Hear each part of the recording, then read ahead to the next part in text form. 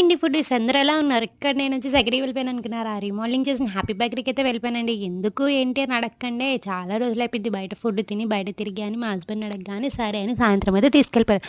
సరే ఎలాగో గాజువాక ఉంది ఇది ఎక్కడా అని వెతికాను. ఇన్‌స్టాగ్రామ్‌లో తెగ రీల్స్ ట్రెండ్ అయిపోతున్నాయి కదా! అందుకనే వెళ్ళిపోయానండి. సరే అయితే వెళ్ళాక ఏం చేద్దాం ఆర్డర్ ఇద్దామా అని మా హస్బెండ్ అటు ఇటు ఇటు చెప్పి నువ్వే ఇచ్చేసుకో నీకు నచ్చిందన్నారు. సరే అయితే నేను పైనాపిల్ జ్యూస్ అది చెప్పాను. మా హస్బెండ్ వచ్చేసరికల్లా వెనిల్లా పేస్ట్ అయితే చెప్పారు. ఖాళీగా కూర్చున్నాను. ఏదో తింగరదానిలో ఆలోచిస్తున్నాను. ఏంటా అనుకుంటున్నారా? లేదండి అప్పటికి ఇప్పటికి ఏం చేంజ్ అయింది అని అనుకుంటున్నాను. సరే అయితే ఇంక అందులోగా ఆర్డర్ అయితే వచ్చేసింది కదా అని వెనిల్లా పేస్ట్ అయితే ఒక టేస్ట్ అయితే చెయ్యి అని చెప్పాను. టేస్ట్ అయితే బాగానే ఉంది. పెద్ద ఏం లేదని అన్నారు. సరే అయితే తినేసాక నాకు కూడా చిన్న టేస్ట్ ముక్క అయితే పెట్టేశారండి. ఇంతలోగా మన జ్యూస్ అయితే వచ్చేసిందండి.